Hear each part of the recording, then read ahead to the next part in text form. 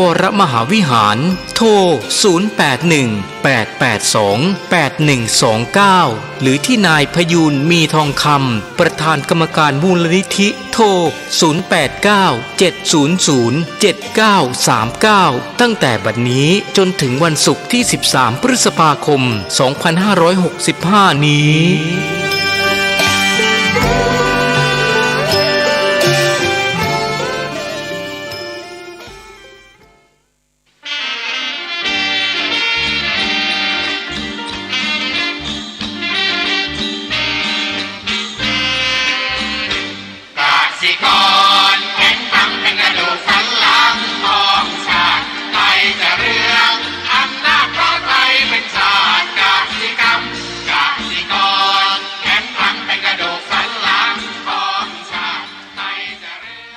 ที่นี่สถานีวิทยุ FM 104.50 เมกะเฮิรตซ์วัดฝายหินมหาวิทยาลัยเชียงใหม่จังหวัดเชียงใหม่รายการต่อจากนี้ไปขอเชิญท่านผู้ฟังทุกท่านเข้าสู่รายการดีมีคุณค่าน่าติดตามรายการเกษตรเพื่อชีวิตดำเนินรายการโดยกลุ่มรักเกษตรประสานงานโดยนายพิชัยคงพิทักษ์คณะเกษตรมหาวิทยาลัยเชียงใหม่หมายเลขโทรศัพท์053944030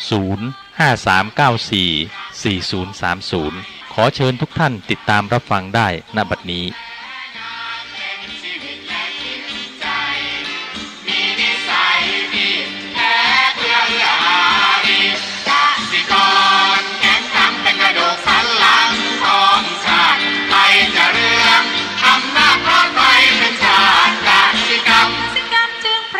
เป็นหลักมันอาชีพสำคัญผู้ไทยที่ไร้สีใครจะเก็บใครจะแข็งแรงทวีสวัสดีครับท่านผู้ฟังพบกับรายการเกษตรเพื่อชีวิตสำหรับวันนี้เสนอเรื่องผลกระทบก่อนเข้าสู่รายการก็มีธรรมะมาฝากท่านผู้ฟังหัวข้อจากหนังสือพจนานุกรมพุทธศาสตร์ฉบับประมวลศัพท์เรียบเรียงโดยพระเทพเวทีประยุทธ์โตมหาจุฬาลงกรณราชวิทยาลัยพิมพ์เผยแพร่ปี 2533 หัวข้อธรรมะวันนี้จะพูดถึงเรื่องบัณฑิตบัณฑิตแปลว่าผู้มีปัญญาหรือแปลว่านักปราชญ์หรือแปลว่าผู้ดำเนินชีวิตด้วยปัญญาอันนี้เรียกบัณฑิตคนส่วนใหญ่ก็ชอบเป็นบัณฑิตเพราะอยากจะเป็นผู้รู้นะเป็นผู้ที่ว่ามีเขาเรียกว่ามีปัญญาเดี๋ยวนี้คนก็ร่ำเรียนกันมากมายนะอยากจะเป็นนู่นเป็นนี่เพราะอยากมีปัญญานี่ปัญญาเนี่ยมันก็มาจากปัญญาที่ว่าได้จากการเรียนรู้ปัญญาทางโลกที่เราเรียนรู้อยู่เนี่ยแหละนะอันนี้ก็ส่วนหนึ่งนี่ปัญญาทางธรรมล่ะนะคือให้เข้าใจหลักธรรมะพุทธเจ้านั้นก็หายากจริงๆคนเราสวมรอยก็เรียกสวมรอยเป็นบัณฑิตมากมายทีเดียวคือเป็นผู้รู้แต่ก็เรียกว่าไม่มีคุณธรรมคือไม่มีก็เรียกว่าคุณคำว่าคุณธรรมเนี่ยเพราะว่าสภาพนะสภาพคุณงามความดีบัณฑิตผู้รู้ไม่ได้บอกถึงว่าเป็นผู้ที่มีคุณธรรมหรือมีคุณงามความดีคำว่าคุณเนี่ยคือเป็นคำนามเพราะว่าความดีที่มีประจำอยู่ในสังคมหรือว่าในตัวตนก็แล้วแต่คุณเนี่ยมีประโยชน์อย่างนี้นี่ว่าความที่เป็นบัณฑิตเนี่ยอย่างที่บอกคนเราชอบเป็นบัณฑิตนี่บัณฑิตไม่มีคุณธรรมเยอะไปหมดเลยก็เลยมาสวมรอยของการว่าเป็นบัณฑิตผู้มีคุณธรรมนะหลายคนก็หลงเพราะว่าก็คิดว่าคนมีความรู้จะเป็นคนที่ดีนู่นดีนี่อันนี้คิดอย่างนั้นไม่ได้ท่านผู้ฟังเพราะว่าความรู้เหล่านี้เป็นความรู้ทางโลกคือคุณธรรมคุณเขาเรียกความรู้ทางเรื่องของความรู้จะมีปัญญาดำเนินชีวิตแบบผู้มีปัญญาแต่ว่าอาจจะไม่มีคุณธรรมเลยก็ได้เกิดขึ้นจากการเอารัดเอาเปรียบคนนู้นนี่เขาเนี่ยเดี๋ยวนี้คนมีอย่างนี้เยอะนะท่านผู้ฟังเวลาที่เราเข้าสู่สังคมมันจะเห็นเลยนะและยิ่งคนส่วนใหญ่เนี่ยก็ชอบพูดมีความรู้ฟังผู้มีความรู้พูดนู่นพูดนี่โอ้เป็นสิ่งที่นำเขาเรียกนำตัวเองให้เป็นผู้รู้กับเขาอะฟังผู้รู้พูดก็อยากจะเป็นผู้รู้กับเขาบ้าง แต่เคยระลึกถึงไหมว่าผู้รู้เราเนี่ยมันมันหลอกลวงคนก็ได้นะเพราะว่ามันไม่มีคุณธรรมไม่มีคุณงามความดีเพราะฉะนั้นเวลาจะมองอะไรให้มองทะลุให้มองให้เลอะถึงไม่จะมองจิตตะเปลือกนะทำทุกอย่างในคนหลายคนก็ชอบมองตะเปลือกเห็นคนมีความรู้ดีสูงการศึกษาสูงก็คิดว่าเป็นคนดีก็ไม่ใช่เสมอไปเดี๋ยวนี้คนดีที่เอาเราได้เปรียบคนอื่นไม่ใช่คนดีคนที่เป็นผู้มีความรู้เอาเราได้เปรียบคนอื่นมากมายทีเดียวยิ่งสังคมแบบนี้เป็นสังคมก็เรียกว่าสังคมแบบทุนนิยมสังคมที่เอาประโยชน์เป็นที่ตั้งใครมีความรู้ไม่มากก็ความรู้ที่มากก็สามารถเอาชนะคนที่มีความรู้น้อยแล้วก็ต่างคนต่างที่เรียกว่าเอาประโยชน์เข้ามาสู่ตนมากที่สุดก็เหลือทิ้งแต่ว่าให้เป็นอะไรสังคมที่มีชนชั้นมีอะไรต่างมากมายซึ่งอันนี้สิ่งนี้มันเป็นสิ่งที่น่ากลัวยิ่งคนเราก็เรียกเคารพทุนเคารพคุณหน้าคนมีความรู้คนมีเงินมากๆเนี่ยนะคนจะเข้าถึงเขาเรียกว่าประจบสพกันมากมายกับคนพวกนี้ทั้งที่จริงๆแล้วคนพวกนี้อาจจะเป็นคนร้ายนะท่านผู้ฟังมาในคาบของผู้ที่ว่าเป็นบัณฑิตก็ฝากไว้เป็นข้อคิดวันนี้จะพูดถึงเรื่องของหัวข้อคือผลกระทบมันมาดูว่าผลกระทบมันคืออะไรผลเนี่ยคำว่าผลนี่ก็แปลว่าถ้าเป็นคำนามเพราะลูกไม้หรือแปลคำหนึ่งว่าประโยชน์ที่ได้รับ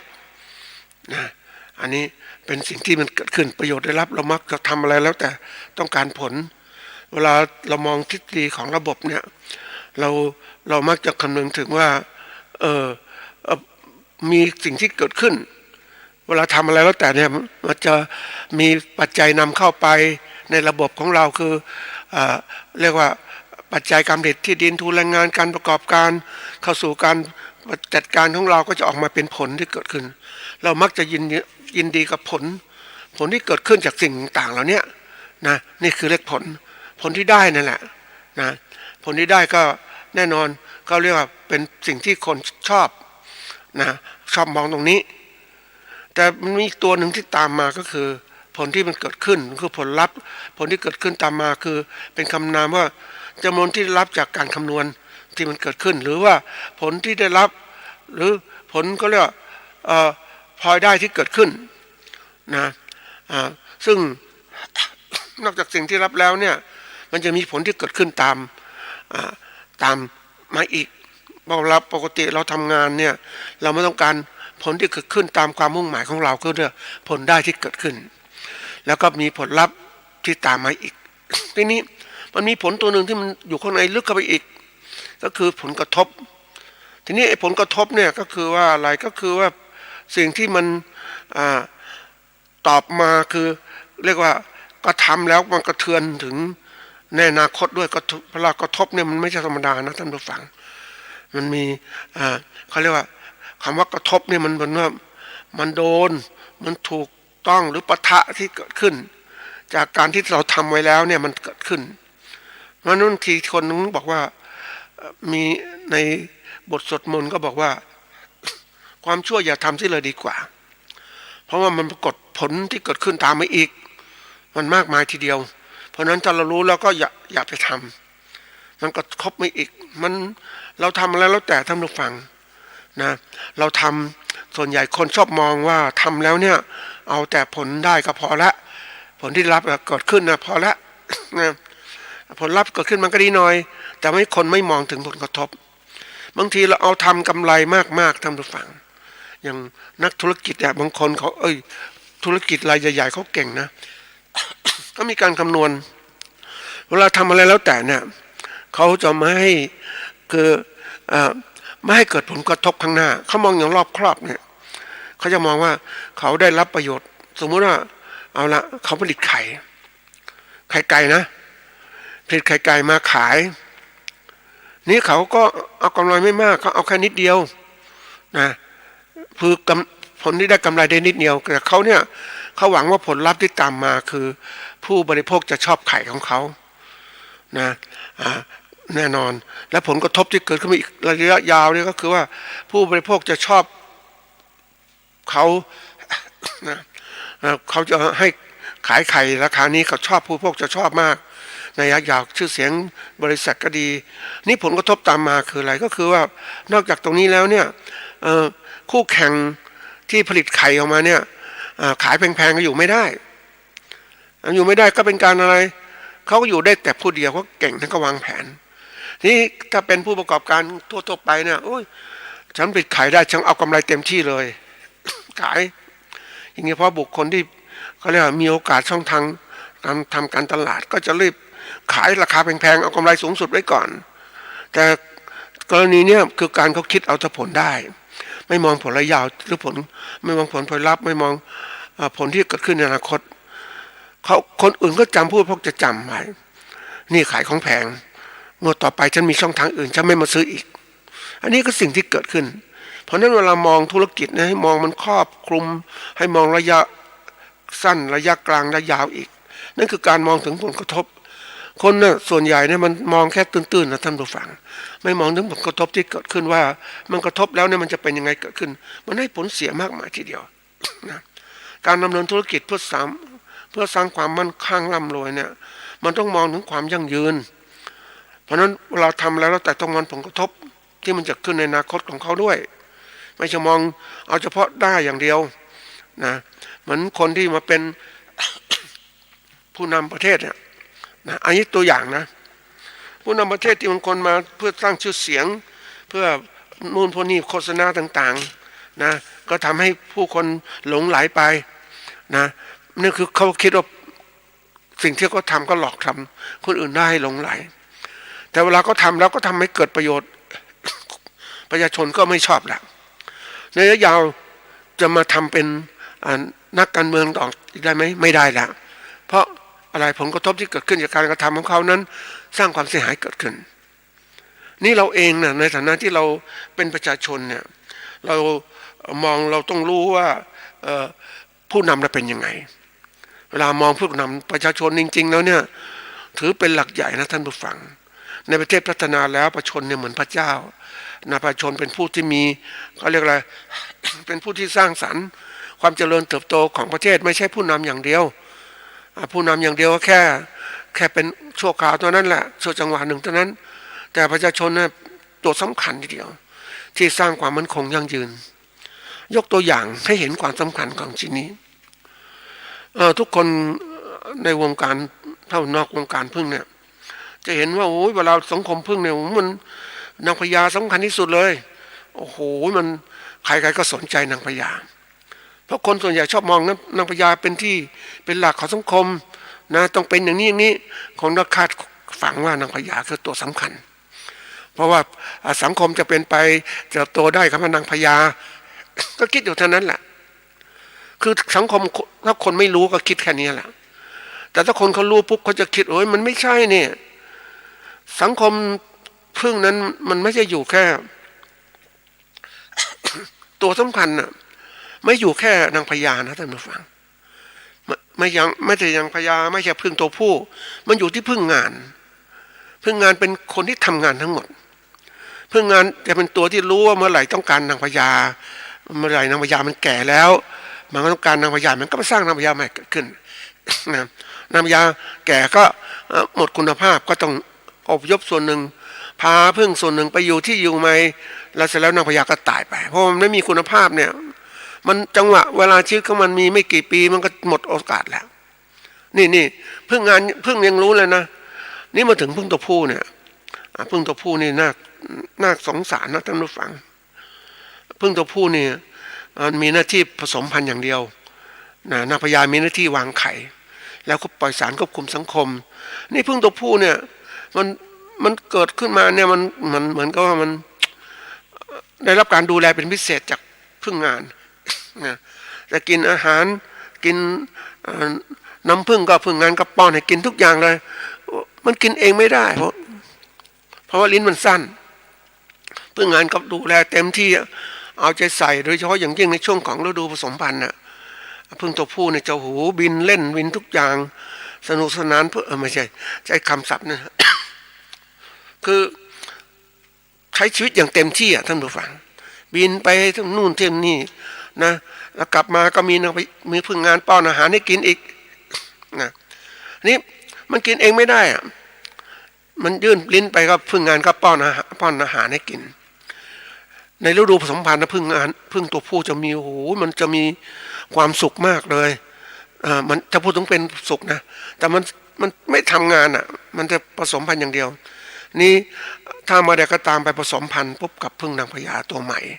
มันก็จะตายนะตายด้วยความช็อกของมันนะในการที่ขับอวัยวะเพศผสมกับนางพญามันก็ช็อกตายในกลางอากาศ ตกมาตายทีนี้ทั้งหมดฤดูผสมพันธุ์พึ่งงานก็จะไล่พึ่งตัวผู้ออกจากหลังอยู่ไปก็เป็นภาระสังคมมันก็ขับออกมาเลยไล่โดยเฉพาะอย่างยิ่งตอนฤดูหนาวเนี่ยโอ้อากาศหนาวมากพึ่งงานก็จะผลักพึ่งตัวเอาตัวผู้จากรังทั้งหมดไล่ออกไปไม่เข้ารังมันเข้าไม่ได้ท่านผู้ฟังเพราะพึ่งงานมันก็ปิดรูพึ่งผู้ก็มาก็ปิดไม่เข้าตัวผู้ก็ตายอย่างที่เรียกว่าน่าเวทนา ถ้าเรารู้แล้วน่าสงสารนะมันตายเกลื่อนนอกหลังเลยอันนี้คือพึ่งตัวผู้พึ่งนางพญาก็เช่นกัน ถ้าจังหวะนางพญา สาวๆที่ยังไม่ผสมปุ๊บพึ่งงานจะเอาใจใส่ดูแลเต็มที่เลยนะเพื่อให้ผสมพันธุ์ให้ได้กับพึ่งตัวผู้ในอากาศเสร็จแล้วพึ่งตัวใดเขาเรียกว่าพึ่งนางพญาสาวตัวใดได้ผสมมาเป็นกลับมาปุ๊บก็เป็นพึ่งนางพญาตัวใหม่ในสังคมนั้นส่วนนางพญาตัวอื่นที่มันไม่ได้ผสมมันก็ถูกกำจัดออกอีกนะไม่ได้ผสมก็หมดก็พึ่งงานก็ผลักออกนอกหลังนะแล้วบางคนถ้าบางตัวนางพญาสาวผสมกันพร้อมๆกันหลายตัวก็เกิดการต่อสู้กันต่อยกันตายอ่ะนะตัวที่ตายก็พึ่งงานก็ไปทิ้งตัวที่ชนะนางพญาสาวที่ชนะก็คือเป็นสังคมเป็นศูนย์กลางสังคมนะแล้วก็นางพญาเก่าก็ถูกทอดทิ้งให้ไปอยู่ที่อยู่ใหม่กับพึ่งกลุ่มหนึ่งนะแต่ว่ามันก็อยู่ไปไม่นานบางทีก็ไปสร้างนางพญาตัวใหม่เกิดขึ้นอีกตัวแก่ก็ตายไปหมดความสำคัญนางพญามันมีความสำคัญเฉพาะช่วงฤดูกาลเท่านั้นแต่สิ่งที่สำคัญที่สุดคือปัจจัยพึ่งงานเป็นตัวที่ควบคุมสังคมเพราะมันตัวทำงานมันทำทุกอย่างนะมันสื่อสารกับอะไรต่างในสังคมของมันนะเป็นสิ่งที่น่าสนใจนะท่านผู้ฟัง ชีวิตสังคมก็เหมือนกันคนที่เป็นนางพญาคนที่เป็นผู้นำก็เหมือนกันทั้งหมดจังหวะโอกาสนั้นไปอันนี้มองในฐานะที่เป็นความเข้าใจที่ไม่ใช่ศึกษาเกี่ยวกับพึ่งมาเต็มที่เนี่ยก็จะเห็นเรื่องนี้มันเปรียบเทียบสังคมได้ในสังคมใดเนี่ยมันจะเกิดขึ้นก็แน่นอนจังหวะหนึ่งก็อาศัยผู้นำแล้วก็อาศัยประชาชนในองค์กรนี่แหละนะผู้นำก็เปลี่ยนไปเรื่อยแต่ประชาชนองค์กรก็เปลี่ยนไปเรื่อยแล้วประชาชนในองค์กรที่มีคุณภาพก็จะได้ผู้นำที่มีคุณภาพผู้นำที่มีคุณภาพจะทำให้ประชากรมีคุณภาพมันพึ่งพาอย่างนี้แหละมันสังคมเกิดความยั่งยืน นะจะให้เขาเรียกประชาชนมีคุณภาพก็ต้องพึ่งผู้นำมีคุณภาพต้องพึ่งประชาชนเนี่ยมันสายเกื้อกูลกันอย่างนี้นะจะบอกว่าฝ่ายใดฝ่ายหนึ่งมากเกินไปมันไม่ได้โดยเฉพาะอย่างยิ่งถ้าสังคมเนี่ยจริงๆแล้วในสังคมเนี่ยในสังคมมนุษย์เนี่ยก็เรียกต้องมีผู้นำนะมีผู้นำคือมันอยู่เป็นคนด้วยกันเป็นสังคมด้วยกันนี่แหละแต่สักช่วงนึงก็เลิกผู้นำขึ้นมานะเป็นผู้นำสังคมก็เปลี่ยนไปนี้เรื่อยๆการยึดมั่นถือมั่นไม่ได้มันเป็นถ้าเป็นวัฏจักรชีวิตเป็นอย่างนี้นะเราต้องรู้จากทันความฉลาดทีนี้ที่ยกตัวอย่างนี้มาพูดท่านผู้ฟังครับเพราะว่า นี่คือถ้าเรามองให้เข้าใจจากหลักความเป็นจริงทางวิทยาศาสตร์เนี่ยเราเข้าใจถึงสิ่งต่างๆที่เกิดขึ้นทุกอย่างมันมีผลกระทบต่อกันและกันเสมอมันไม่ใช่ว่าจะให้สิ่งนี้คงที่สิ่งอื่นเปลี่ยนแปลงมันไม่ได้มันเปลี่ยนแปลงทั้งหมดนั่นแหละมันมีใครคงที่หรอกนะเพราะนั้นนี่คือสังคมของมนุษย์นี่แหละนี่ที่มาพูดตัวนี้เพราะอะไรก็คือว่าให้เห็นเข้าใจถึงว่าผลกระทบที่เกิดขึ้นในสังคมมนุษย์ผมความเป็นไปต่างๆในองค์กรของเรามันเกิดขึ้นกับตัวเรานี่แหละและสมาชิกของเราในสังคมเราที่จะ พัฒนาที่จะทำให้สังคมเรามีเขาเรียกว่ามีศักยภาพมีความสามารถในการดำรงชีวิตอยู่ของสังคมในสิ่งแวดล้อมต่างๆได้ เราจะหวังให้คนอื่นมาทำให้เราสังดีมันไม่ได้เสมอ มันมีผลกระทบมาท่านผู้ฟังบางทีเราก็เข้มแข็งเต็มที่นะแต่สังคมมันไม่เอื้ออำนวยมันก็บีบบังคับทำให้สังคมเราไม่เจริญทำให้ครอบครัวไม่เจริญก็ได้แต่ทีนี้ทำยังไงล่ะที่จะเจริญได้ก็ต้องคนในสังคมต้องมีความคิดความอ่านเห็นเหมือนกันช่วยผลักดันให้เกิดขึ้นมาในการที่จะทำให้สังคมดีขึ้นนี่ความคิดจะร่วมกันอย่างนี้เพราะนั้นอีกแต่ละกลุ่มแต่ละคนมันจะมองว่ามันธรรมชาติของคนนะท่านผู้ฟังคนที่มีอำนาจก็อยากมีอำนาจต่อไปคนไม่มีอำนาจก็อยากจะมีอำนาจมันก็ต่อสู้อย่างนี้แหละแต่ว่าที่สุดแล้วก็ต้องเปลี่ยนแปลงอยู่ตลอดเวลานะอันนี้ ผลกระทบเนี่ยความเป็นเขาเรียกความเป็นจริงทางวิทยาศาสตร์มันบอกถึงความเป็นจริงสังคมได้ยิ่งโลกความเป็นจริงทางวิทยาศาสตร์เนี่ย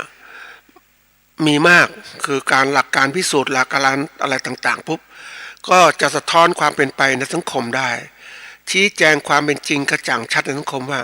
สังคมที่เป็นอยู่เนี่ยมันมีความเชื่อมีอะไรต่างๆเยอะแยะไปหมดเลยมีสิ่งจอมปลอมเยอะแยะหมดเลยแต่ถ้าเรามีวิทยาศาสตร์ไปพิสูจน์มันจะเห็นของจริงนะ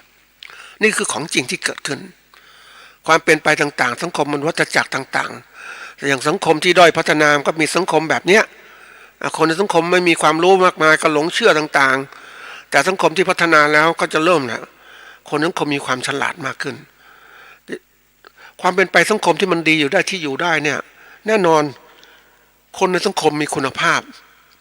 อย่างประเทศที่พัฒนาแล้วเนี่ยคนแต่ละคนมีคุณภาพนะท่านผู้ฟังคนมีคุณภาพมีการศึกษาดีนะทำงานได้ดีมีต่างๆในประเทศเจริญแต่ถ้าประเทศด้อยพัฒนาเนี่ยกลุ่มคนกลุ่มหนึ่งมีอำนาจ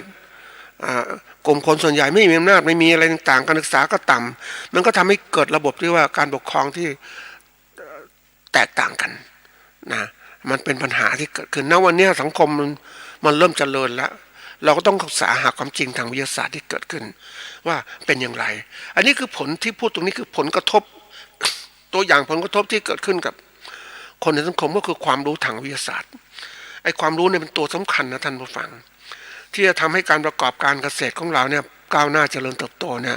เราต้องมีความรู้นะความรู้ให้มันรู้ทั้งเรียกว่ารู้ทั้งระบบเลยนะจะมาจำกัดความรู้เฉพาะส่วนนะเหมือนแนวทางให้คนรู้เฉพาะเรื่องเฉพาะราวไม่ต้องรู้รู้เรื่องการผลิตพอแล้วไม่ต้องรู้เรื่องการตลาดไม่ได้นะเดี๋ยวนี้ต้องรู้ทั้งอย่างทุกอย่างที่เป็นอยู่เพราะเราจะยืนอยู่ได้สังคมเนี่ยมันต้องมีองค์ความรู้ทุกเรื่องนะที่จะก็เกี่ยวข้องกับการประกอบการของเราแล้วถ้าเมื่อไหร่ก็ตามเราจำกัดความรู้ของเราเฉพาะส่วนอย่างเราเป็นผู้เกษตรกรเนี่ยเรามีความรู้ความสามารถการผลิตเต็มที่เลยแล้วประกอบการได้ไหมทำอะไรได้ไหมที่สุดคุณก็กลายเป็นว่าผลิตขึ้นมาแล้วขายไม่ได้ตกตามเนี่ยเหมือนที่เราเห็นพบมาต่างๆเนี่ยในอดีตการของเกษตรกรของประเทศไทยก็เป็นอย่างเงี้ยแล้วก็กลายเป็นเกษตรกรอยู่นั่นแหละแต่ไอ้คนกลุ่มหนึ่งที่มันเอาความรู้ให้คนรู้อย่างนี้รู้น้อยๆอย่างเนี้ยมันได้ประโยชน์เหมือนพ่อค้าเขาก็หาวิธีการกำจัดคู่ต่อสู้นะที่เป็นเกษตรกรจะเติบโตเป็นผู้ประกอบการไม่ได้เอาแค่นี้พอเนี่ยเหมือนผู้นำสังคมไม่เอาแค่นี้พอประเทศไทยอย่าเจริญเลยเอาแค่นี้พอเนี่ยมันไม่ได้ประเทศต้องไม่เจริญไงเป็นอย่างนี้แต่วันนี้มันกั้นไม่ได้แล้วมันกั้นไม่ได้เพราะอะไรรู้ไหมท่านผู้ฟังมันกั้นไม่ได้เพราะโลกมันเจริญน่ะมีการสื่อสารเนี่ยมันมากับการสื่อสารเนี่ยมากับสมาร์ทโฟนนี่แหละมากับเนื้อสาระในสังคมนะมันให้ความรู้มามากจริงๆนะท่านผู้ฟังเชื่อไหมแต่ก่อนเนี่ยเรามีโทรทัศน์มีวิทยุโทรทัศน์ก็ช่อง4บางขุนพรหมเอาความรู้ต่างๆเนี่ยที่รัฐบาลจะให้มาก็รู้แค่นี้สถานีวิทยุกรมประชาสัมพันธ์ให้ความรู้เท่านี้นะวิทยุต่างๆก็ไม่เกิดขึ้นเนื้อหาสาระที่ให้ประชาชนได้ฉลาดขึ้นก็ไม่มีน้อยมากเลยแต่ในนี้ไม่ใช่แล้วเราไปดูเนื้อหาสาระในข่าวสารต่างๆเดี๋ยวนี้คนเขาไม่ดูไม่ดูโทรทัศน์ของที่มีคุณภาพต่ำนะเดี๋ยวนี้เขาเลือกกันด้วยคุณภาพนะท่านผู้ฟังคุณภาพที่มันมีอยู่สาระที่เขาจะได้ประโยชน์จากการดูสิ่งนี้เขาจะเลือกเอานะยิ่งปัจจุบันเนี่ยเราได้เห็นสาระที่มีอยู่มากมีคนผ ผลิตสาระมาให้กับเราทาง YouTube ทาง Facebook ต่างๆเยอะแยะไปหมดเลยคุณค่าดีมากนะท่านผู้ฟังนี่คือความเจริญก็เติบโตมาเรื่อยๆยิ่งให้ความรู้เรื่องต่างๆเรื่องของการทำสื่อเรื่องอะไรต่างๆมากมายทีเดียวอย่างวันนี้องค์การเกษตรของเราเนี่ยก็มีสื่อต่างๆที่เกิดขึ้นนะองค์กรภาครัฐแต่ละองค์กรก็รีบพัฒนาต่างๆเอาวิชาการต่างๆมาเสนอให้กับผู้ประกอบการเกษตรได้เรียนรู้ได้เข้าใจนะเพราะว่าเราต้องก็เรียกว่าเป็นแนวหน้าของการที่จะสร้างความเจริญก้าวหน้าทางการเกษตรของประเทศไทยกลุ่มก็เรียกกลุ่มผู้ประกอบการนี่แหละที่จะสร้างความเจริญก้าวหน้านะเพราะฉะนั้นกลุ่มผู้ประกอบการต้องมีความรู้นั้นความรู้จะหาอย่างไหนจากส่วนภาครัฐก็ได้ระดับหนึ่งเท่านั้นนะแต่การหาความรู้อื่นๆอีกจากสื่อต่างๆเพศหนังสือต่างๆมาเอามาดู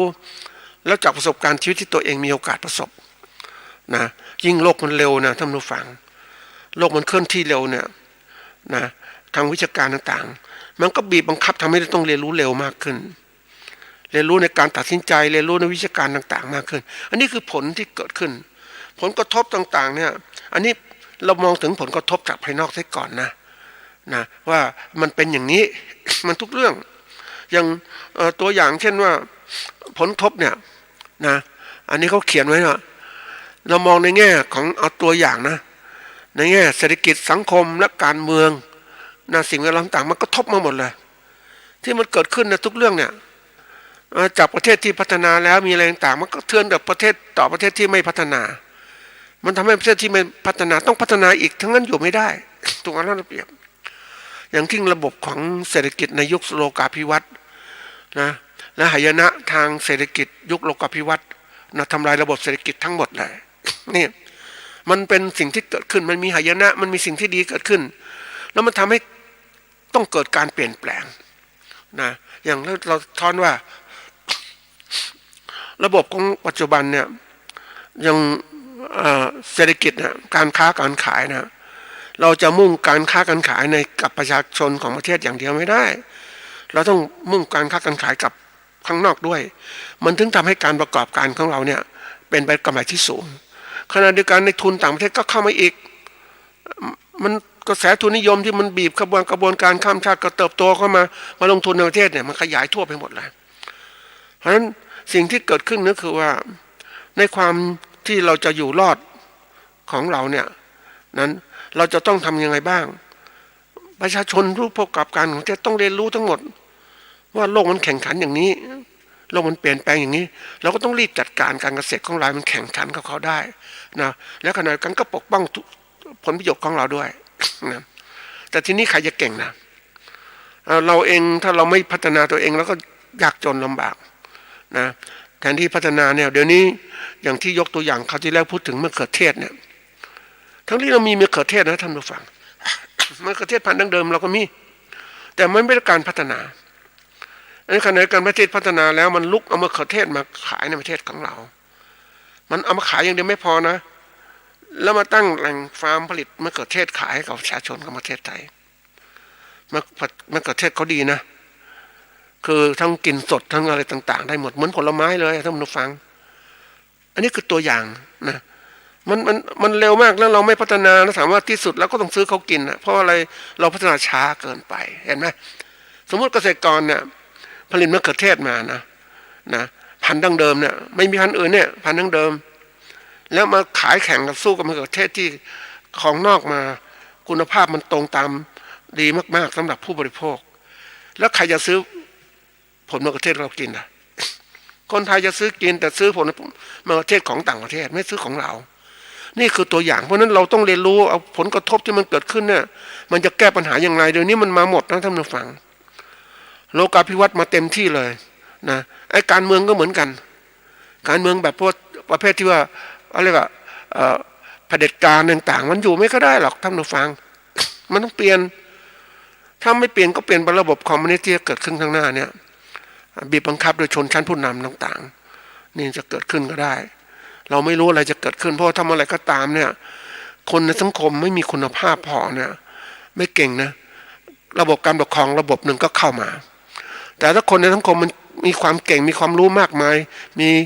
ความร่ำรวยมีความแข็งขันเนี่ยมันอยู่ได้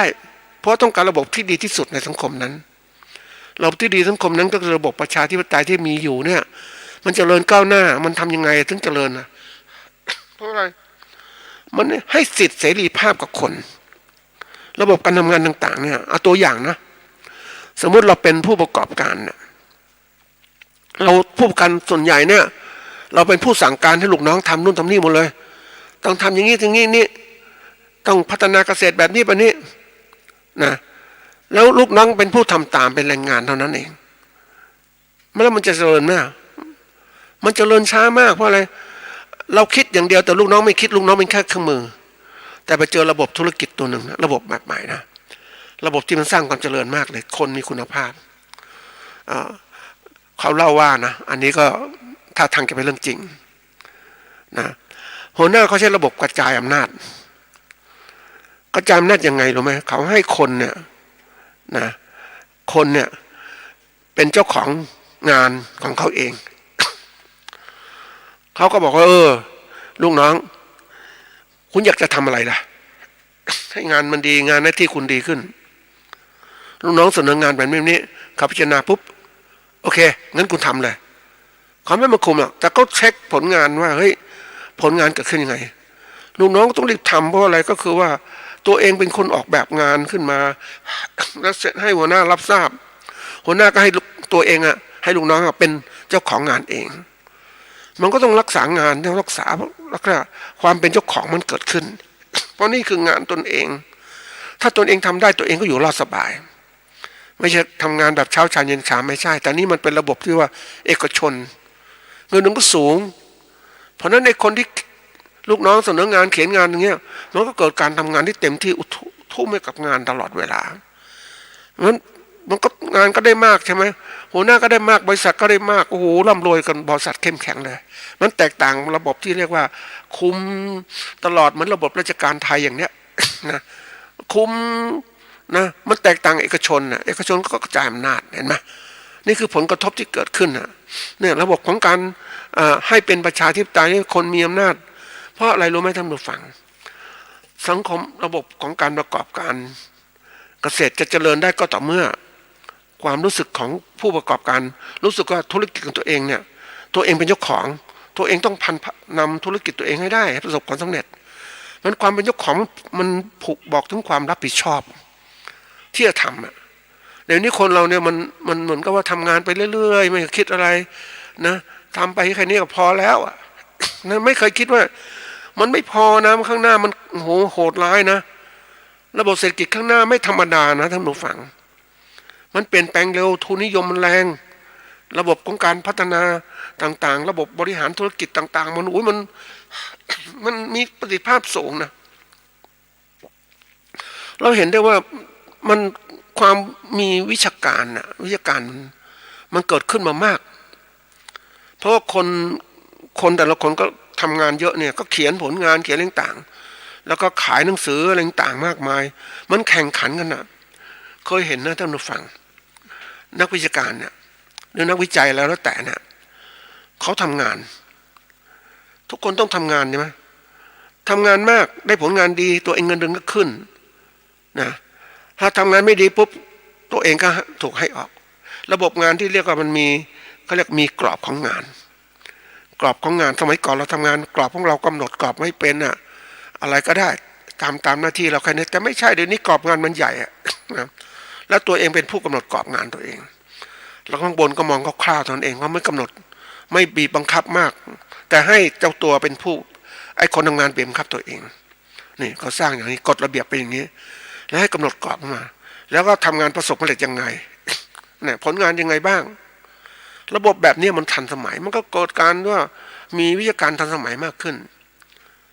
การมีการทันสมัยคนมันแข่งขันกันเนี่ยมันก็วิชาการมากก็เติบโตเลยเติบโตผู้วิชาการเติบโตทางแง่ของธุรกิจเศรษฐกิจต่างๆมันก็ความร่ำรวยของประเทศใช่ไหมแต่ประเทศที่ยากจนนะเพราะอย่างนี้คนไม่มีการศึกษาคนยังโง่จนเจ็บอย่างเนี้ยนะการปกครองประเทศนั้นแบบเผด็จการอย่างเงี้ยมันไม่มีความเจริญระบบใหม่ๆเนี่ยก็เรียกว่าระบบของการกระจายอำนาจ นะให้ทุกคนมีอิสระเสรีภาพในการทำอะไรต่างๆเนี่ยไอ้ความมีอิสระเสรีภาพทำให้คนมันเก่งนะมันมีอิสระในการคิดแต่การคิดมันจะคิดแบบว่าไม่ทำงานไม่ได้มันต้องคิดให้ทำงานมีอยู่รอดเนี่ยมันสร้างแบบนี้ท่านผู้ฟังนี่ระบบของการแข่งขันนี่มันเกิดขึ้นมันทำให้คนนั้นเขาเรียกว่ามีความสามารถในการทำงานมากขึ้นนี่แหละคือผลกระทบที่เกิดขึ้นจากระบบการเมืองที่มันเปิดโอกาสให้คนมันแข่งขันกันมีสิทธิเสรีภาพต่างๆมันเป็นสิ่งที่สำคัญนะท่านผู้ฟังเรามองคนทั้งคมถ้าเรามองลึกๆเดี๋ยวจะเห็นเลยว่าเฮ้ยมันเป็นอะไรที่มันทันสมัยท่านผู้ฟังบนโลกเส้นทางของการความเจริญเติบโตทางวัตถุนิยมเนี่ยมันต้องเป็นแบบนี้แต่ทางเรื่องสังที่ว่าธรรมนิยมมันยังไม่มันก็ตามไม่ทันนะท่านผู้ฟังคนน่ะเวลามันมุ่งมั่นไปทำงานมันก็เอาทุนนิยมไว้ก่อนเอาประโยชน์ไว้ก่อนมันไม่สนใจว่า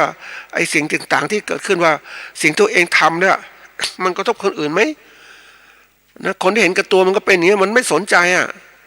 มันอยากเจริญก้าวหน้าอย่างเดียวอ่ะฉันจะขับรถไปถึงจุดหมายฉันอย่างเดียวเอาประโยชน์ให้มากที่สุดฉันอย่างเดียวคนอื่นจะ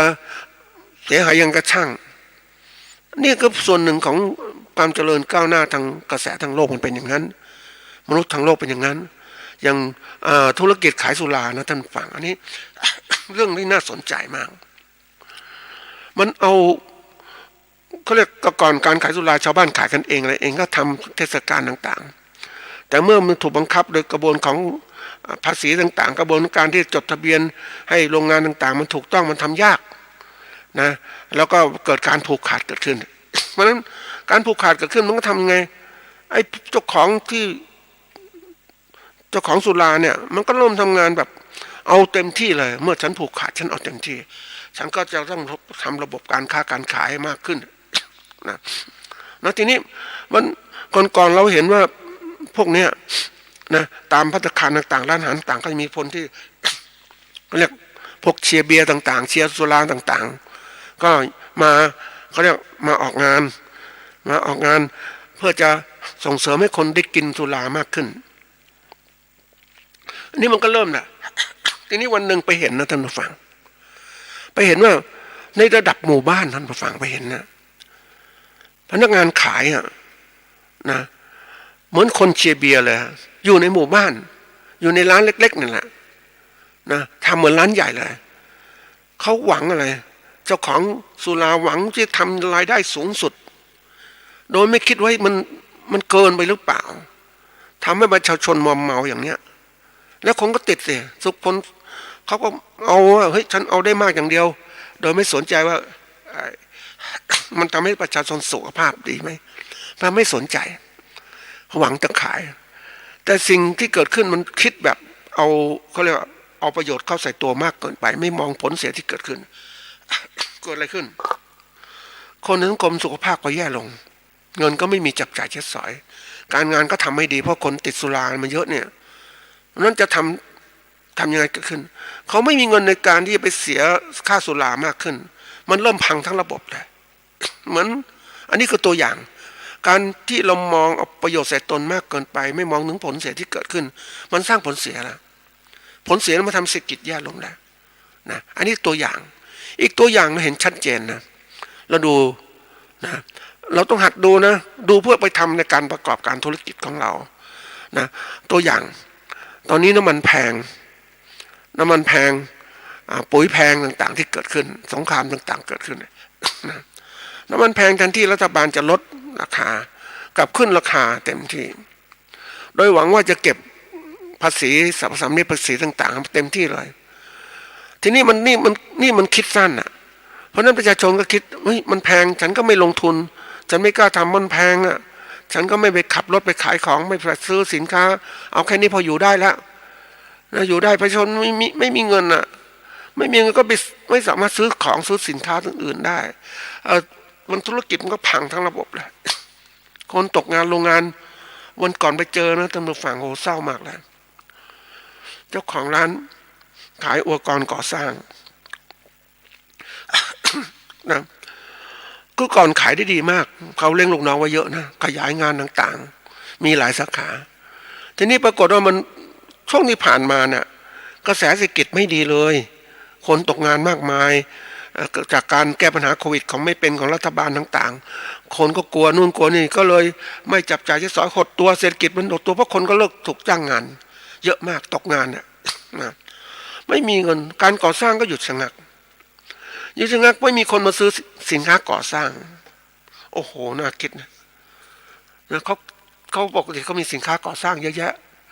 อิฐหินทรายนะอิฐก่อต่างๆเยอะแยะเลยไม่มีคนมาซื้อท่านผู้ฟังก็ฟังเขาเล่านะก็นั่งนึกเฮ้ยเขาบอกว่าเนี่ยทั้งวันเนี่ยมีคุณพวกมาซื้อนี่แหละรายที่สองของวันโอ้โหเราซื้อแค่ประมาณ1,000 กว่าบาทเองอะแต่บอกที่สองของวันนะโอ้สินค้าก็เยอะเป็นหมื่นเป็นล้านในร้านเขาขายได้อย่างเนี้ย1,000 กว่าบาทแล้วก็ยังพูดให้ฟังว่านะลูกน้องก็ยังมีอยู่จะปลดยังไงรายได้ก็ไม่มีเกิดขึ้นมาไม่มีการซื้อขายหดตัวขนาดหนักนะนี่คือตัวอย่างเรามองถึงว่าเวลาทำงานเราทำการประกอบการใดนะเราต้องตัดสินใจอย่างลึกซึ้งให้มันมองเห็นเหมือนรัฐบาลที่ทำกับราคาน้ำมันที่บอกไม่สนใจราคายังไงคนมันแพงก็อย่าใช้สิมันเศรษฐกิจมันเดินด้วยน้ำมันนะมันถ้าเราฉลาดพอเนี่ยให้น้ำมันราคาถูกกว่าหน่อยคนเศรษฐกิจจะลื่นไหลทุกส่วนก็ได้กำไรจากการค้าการขายที่ใช้น้ำมันไปลงทุนทำการเกษตรต่างๆที่เกิดขึ้นมามันก็ทำอะไรเกิดขึ้นเศรษฐกิจมันก็เกิดขึ้นการเคลื่อนที่การซื้อการขายแต่ละระดับของการค้าการขายนะมันจะมีการแลกเปลี่ยนทุกระดับมันก็เศรษฐกิจก็ไหลเวียนเนี่ยรัฐบาลได้อะไรก็ได้ภาษีมูลค่าเพิ่มที่มีอยู่นั่นแหละรวยไหมรวยขาดทุนหรือยอมเสียบางส่วนข้างเบื้องต้นเพื่อจะหล่อหลอมให้มันไหลเศรษฐกิจมันลื่นไหลไปมันก็เดินได้ทั้งระบบใช่ไหมแต่นี่พี่แก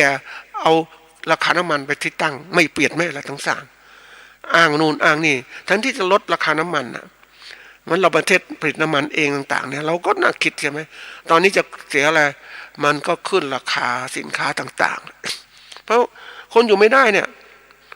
ผู้ประกอบการต่างๆอยู่ไม่ได้ก็ขึ้นราคาอีกขึ้นราคาเนี่ยมันทำไง ด้วยความหวังว่าสมมุติว่าสินค้าส่วนหนึ่งมันขึ้นมาเท่านี้5%แต่พี่แกอยากกำไรมากขึ้นก็ขึ้นไป10%นะมันขึ้นบางทีแล้วนั่งคิดโอ้โหเฮ้ยนี่ข้าวของเนี่ยนะอาหารการกินสมมติข้าวอาหารสำเร็จรูปนะท่านผู้ฟังนะจานหนึ่งนะอาหารตามสั่งเนี่ยก่อนละจานละมัน40 บาท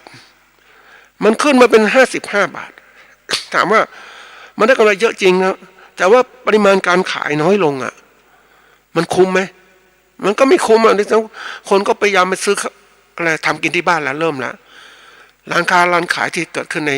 ห้างต่างๆก็ลดต้นทุนลงแล้ว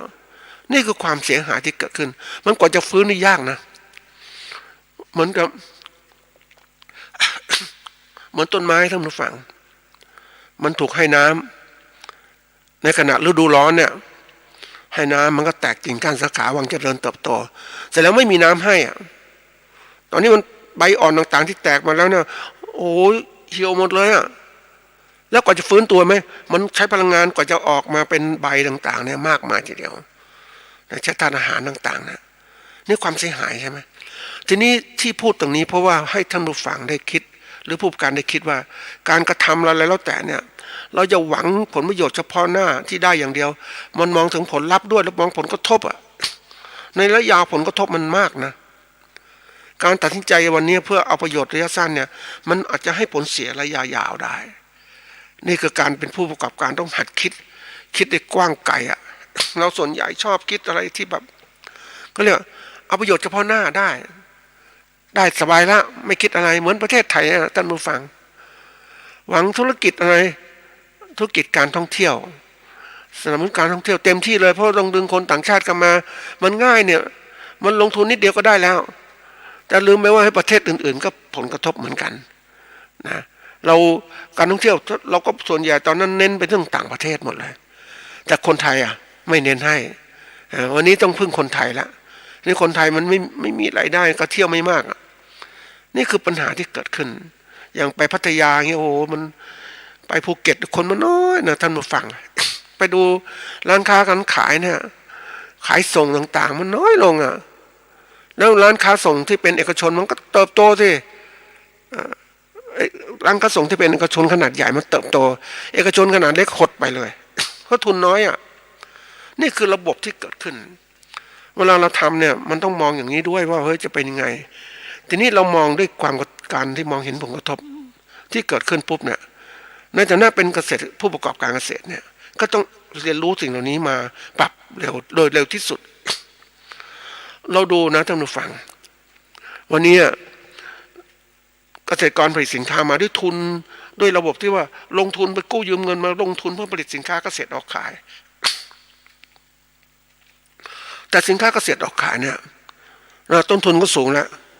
ขายเนี่ยมันได้ราคาต่ำอ่ะพยายามจะได้ราคาสูงไม่ได้เพราะพ่อค้าเขาก็ฉลาดเขาบอกว่าตอนเนี้ยนะไม่ค่อยมีผู้บริโภคไม่มีเงินในการบริโภคมากมายนะแล้วจะซื้อมากก็เราไม่ไหวซื้อไปไม่มีขายไปไม่ได้สินค้ามันตกถ้ามันอยู่เก็บไปนานก็เสียหายเพราะนั้นก็ซื้อราคาที่ต่ำเนี่ยมันเป็นการที่เอาสายข้อมูลเนี่ยเอาเปรียบผู้ประกอบการเกษตรนี่ผู้ประกอบการเกษตรถ้าไม่มีโรงเรือนของตัวเองไม่มีโรงแปรรูปของตัวเองก็ต้องขายสินค้าสดในราคาที่ต่ำแล้วต่ำปุ๊บไม่มีกำไรทำยังไงอ่ะก็เกิดผลเสียเกิดขึ้นเลยไม่มีขาดทุนอ่ะแล้วจะเอาทุนที่ไหนผลิตในปีถัดไปสินค้าเกษตรก็หดตัวแล้วอันนี้หดตัวปุ๊บกดสินค้าเลยก็สินค้าราคาแพงอ่ะเกษตรขาดแคลนนะมันจะมีปัญหาที่ยาวอีกกว่าจะแก้ไขจะฟื้นตัวยังไงยากอย่างนั้นเพราะอะไรก็เพราะว่าเนื่องจากว่าปัญหาของไม่มีเงินเศรษฐกิจมันไม่ได้ไหลเวียนนะด้วยเงินตามปกติ อย่างรัฐบาลช่วยเนี่ยก็ช่วยที่ว่ากระตุ้นให้การบริโภคถามกระตุ้นบริโภคเป็นการกระตุ้นที่ดีไหมไม่ใช่กระตุ้นจริงๆต้องกระตุ้นให้เขาทำงานให้เป็นมีธุรกิจให้เขาทำนะก่อนๆยังมีการกระตุ้นแบบว่าไม่แจกเงินฟรีนะเป็นธุรกิจการเงินผันเอาเงินมาผันให้เกษตรกรมีงานทำแล้วก็จ่ายเงินตามผลงานก็เกิดขึ้นขุดคลองลอกอะไรต่างๆเหล่านี้แต่นี่รัฐบาลแจกเลยก็ถามว่าหมดกู้เงินมาแจกหมดนะท่านผู้ฟังเอาเงินอนาคตมาใช้ถามว่ามันก่อเกิดทางธุรกิจไม่ก่อเกิดอะไรเกิดสำหรับให้ผู้ประกอบการที่เป็นเจ้าของโรงแรมเจ้าของร้านค้าอยู่ได้ขนาดหนึ่งเท่านั้นแต่ระยะยาวเป็นไงบ้างไปไม่ได้เพราะอะไรคือระบบการที่เรียกว่าไม่มองถึงผลกระทบในระยะยาวมองแต่ผลได้ระยะสั้นคือเห็นการบริโภคประชาชนรัฐบาลเก็บภาษีได้ก็คิดแค่นั้นแต่ระยะยาวไม่มีภาษีหนักนะอันนี้เรื่องใหญ่เวลาเรามองเนี่ยมองธุรกิจวันนี้เรามองในฐานะผู้ประกอบการเกษตรเราก็คิดว่าปีนี้จะแก้ปัญหาอย่างไรนะอย่างเจอผู้ประกอบการเนี่ยนะก่อนเขาก็ผลิตลำไยนะเขาเคยคุยฟังว่าตอนที่เขาขายได้ดีๆอุ้ยต้นละเป็นหมื่นน่ะตอนหลังๆก็เจอราคาลำไยเป็นอย่างนี้ผันผวนต่างๆนะส่งไปจีนก็ตีราคาต่ำขึ้นมามันก็กดมันเรื่อยๆนี่ปีนี้เขาเจอปัญหาละว่าถ้าราคามันตกเนี่ยอันนี้ไปได้คุยนะท่านผู้ฟังก็เขาก็เป็นเกษตรกรที่แบบหัวก้าวหน้าเนาะปีที่แล้วก็บอกว่ามันได้อะไรนี้ไม่คุ้มไม่คุ้มในการที่จะไปเก็บลำไยปล่อยมันเสียไปทั้งต้นดีกว่านี่เขาคิดนะแล้วเขาก็ทำด้วยนี่ปีนี้เริ่มคิดอีกไหมไม่เอาไว้ไม่ไหวนะซื้อเครื่องมาทำเครื่องอบลำไยมาทำเพื่อแก้ปัญหาเกิดขึ้นเพราะลำไยออกทุกปีใช่ไหมทีนี้เรามองดูชัดเจนว่าเวลาเราทำธุรกิจเนี่ยในฐานะที่ทำแล้วเนี่ยหวังว่าจะขายผลลำไยสดโดยมองตลาดมันดีความเพลิดเพลินความอยู่มองอย่างนี้ปุ๊บทำให้เขาไม่มีมองไม่หาทางเลือกอื่นสำรองเลยนะมันทำให้ถ้าเกิดสิ่งนั้นมันเสียหายจะเป็นยังไงไม่มีทางเลือกแต่ถ้าเขาฉลาดขึ้นเฮ้ยลงทุนทางเลือกอื่นก่อนดีกว่าไหมเผื่อไว้นะคือถ้าลำไยไม่ได้ราคาก็มาอบดิเครื่องอบตัวเองใช่ไหมทีนี้ไม่ได้เตรียมตัว เพราะอะไร ตนเองเพลินกับสิ่งที่มันได้อะมันเป็นผลร้ายนะท่านผู้ฟังการเพลิดเพลินสนุกสนานกับผลที่ได้รับมาชั่วที่จังหวะจะละดีๆหรือมีความสุขเพลิดเพลินเหล่านั้นน่ะมันทำให้คนติดและคนหลงไม่ยอมคิดหาทางออกผิดกับคนที่เจอปัญหาต่างๆเขาเลยมีความรู้สึกว่าต้องหาทางออกนู่นออกนี่ตลอดเวลาเนี่ยมันทำให้คนตื่นตัวแต่คนที่ติดสุขหรือติดความสำเร็จเนี่ยไม่ตื่นตัวแล้วที่สุดเกิดปัญหาเกิดขึ้นอย่างไรเอาตัวอย่างนะถ้าเรามองออกข้างนอกไปนะตอนที่ลำไยเราราคาดีๆปุ๊บเวียดนามก็ปลูกลำไยละปลูกมากนะท่านผู้ฟังเอาพันธุ์ลำไยไปปลูกเต็มเลยแล้วความคาดหวังว่าอยากจะรวยเหมือนประเทศไทยเขาปลูกแล้วจีนก็ปลูกอีกนะใช่ไหมเราประเทศอื่นก็ปลูกนะถามว่าเฮ้ยแล้วเราจะเป็นยังไงนะผลิตมาเจอคู่แข่งลำไยเวียดนามเขาคือแบบหนึ่งความชื้นมันสูงมันอยู่ริมทะเลเพราะนั้นแน่นอนเขาต้องใช้วิธีการจะขายผลสดสู้เราไม่ได้หรอกแต่ถ้าเป็นผลแห้งทำไงเขาก็ได้ตลาดส่วนหนึ่งใช่ไหมแย่งตลาดเราไป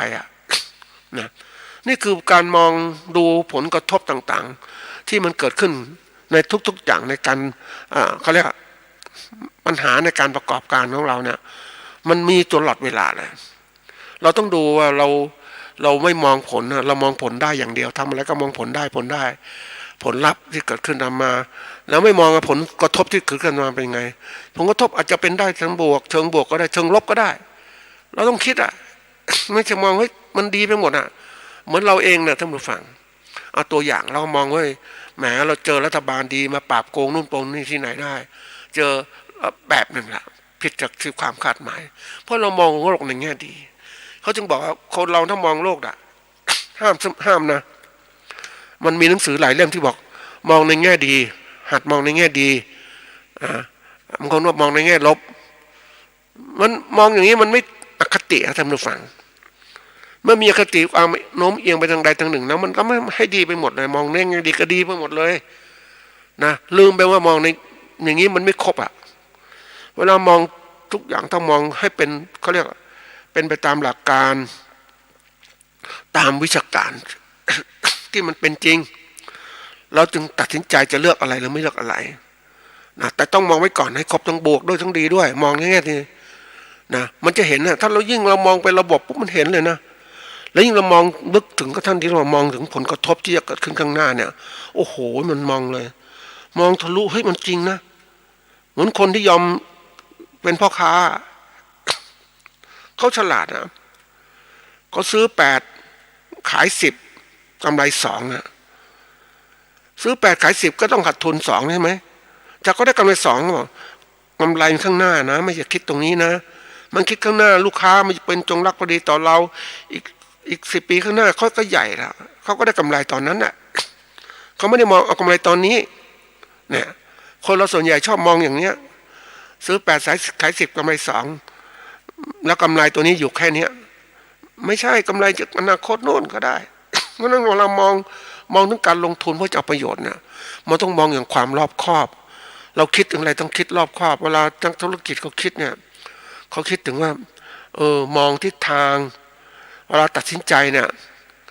มาได้คุยกับนักเล่นหุ้นนะท่านผู้ฟังนักเล่นหุ้นมือใหม่ๆเนี่ยมืออ่อนนะท่านผู้ฟังแต่มือเราเก่าเขาเลิกเขารู้หมดเลยอันนี้เขาวิเคราะห์ฟังนะว่าก่อนเขาเล่นเงี้ยเล่นไปมาตามหุ้นต่างๆที่เปลี่ยนแปลงไปมาเนี่ยนะเขาก็ได้กำไรส่วนหนึ่งแล้วก็ลงทุนอีกกำไรส่วนหนึ่งก็ลงทุนอีกที่มันก็กลายเป็นผันผวนกำไรมันไม่ได้ตามนั้นนะก็ขาดทุนจากการลงทุนของเขาลงทุนระยะยาวเขาซื้อหุ้นตั้งแต่เริ่มต้นซื้อหุ้นนี้ไปทำอะไรต่างๆมากมายบริษัทมีอะไรแล้วก็ปันผลคืนมาเพราะฉะนั้นเขาก็ได้กำไรแล้วเสร็จแล้วก็จะขายเล่นแบบชนิดที่ว่ามีสติปัญญารู้เท่าทันต่างๆนี่คนรุ่นใหม่มันมองสั้นๆพวกเห็นคอยดูรุ่นตอนนั้นดีแย่งซื้อแย่งชิงกันอย่างเงี้ยมันก็กลายเป็นอะไรเกิดขึ้นมันเล่นตลาดแบบตลาดที่ไม่แท้จริง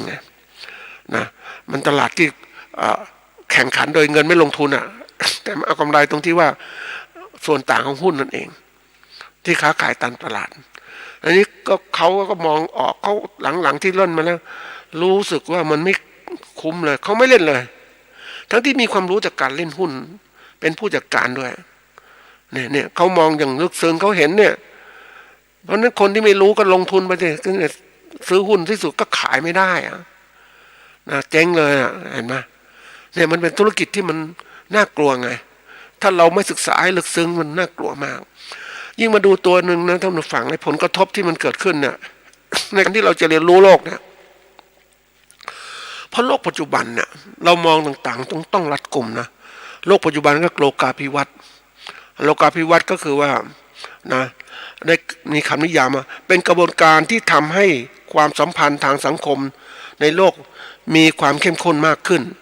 ซึ่งเชื่อมโยงพื้นที่ที่มีระยะห่างไกลกันในลักษณะเรื่องราวที่เกิดขึ้นในท้องถิ่นหนึ่งถูกกำหนดโดยเหตุการณ์ซึ่งเกิดขึ้นห่างไกลออกไปรวมถึงในทางกลับกันนะมันก็ทำให้ผลเกิดขึ้นในมันกระจายหมดเลยนะมันครอบคลุมเนี่ยในแง่ของความครอบคลุมในแง่ความเข้มข้นในแง่ของความรวดเร็วผลกระทบต่างๆมันเกิดขึ้นมากเหมือนหนึ่งสงครามเนี่ยแล้วคนสงครามก็มองไม่เห็นว่าเฮ้ยมันสงครามของยูเครนกับรัสเซียเป็นยังไงมันไกลไม่ถึงหรอกนะแต่ยุคนี้ไม่ใช่นะยุคก่อนๆเขาคิดอย่างนั้นเพราะมันห่างไกลกว่าจะถึงเรามันนานเป็นเดือนเดี๋ยวนี้ไม่ใช่มันถึงโดยโลกที่ว่ามาทางอินเทอร์เน็ตนี่แหละการเปลี่ยนแปลงต่างๆเกิดขึ้นมามาก